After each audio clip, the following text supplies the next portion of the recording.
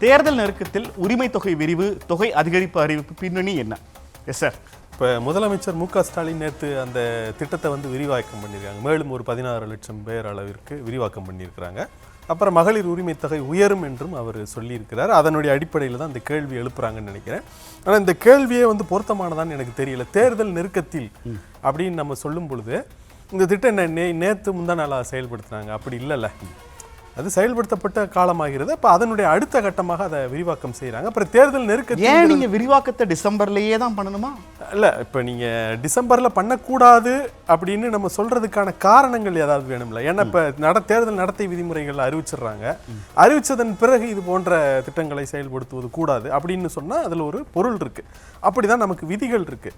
இது அந்த திட்டத்தினுடைய தொடர்ச்சியாக இப்போ எல்லாத்தையும் ஆய்வு செஞ்சு புதிதாக விண்ணப்பித்தவர்களுடைய விண்ணப்பங்களை பரிசீலித்து அதை செய்கிறாங்க.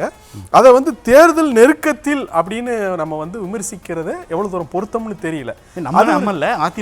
எதிர்கட்சிகளுடைய குரல், அப்போ அந்த எதிர்கட்சிகளுடைய குரல் என்ன சொல்லுது அப்படின்னு பாத்தீங்கன்னா, இந்த விரிவாக்கம் என்பது திமுகவுக்கு தேர்தலில் கை கொடுக்கும் என்று அவங்க உறுதியா நம்புறது.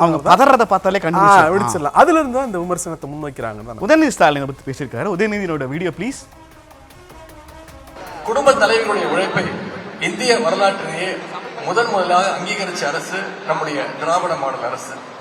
நம்முடைய முதலமைச்சர் அவர்கள் கொண்டு வந்த அந்த முற்போக்கான திட்டத்திற்கு பெயர் தான் கலைஞர் மகளிர் உரிமை தொகை திட்டம்.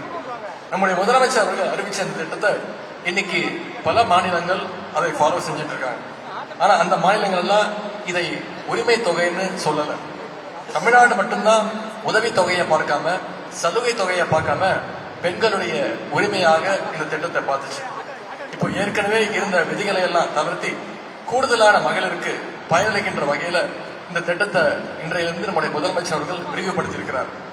இது மட்டும் இல்லாம புதுமை பெண் திட்டம், முதலமைச்சர் காலை உணவு திட்டம், தாய்மானவர் திட்டம், தோழி விடுதிகள், மகளிர் சுய குழுக்கள், மகளிருக்கான ஏராளமான திட்டங்களை நம்முடைய முதலமைச்சர் அவர்கள் செயல்படுத்தியிருக்கிறார்.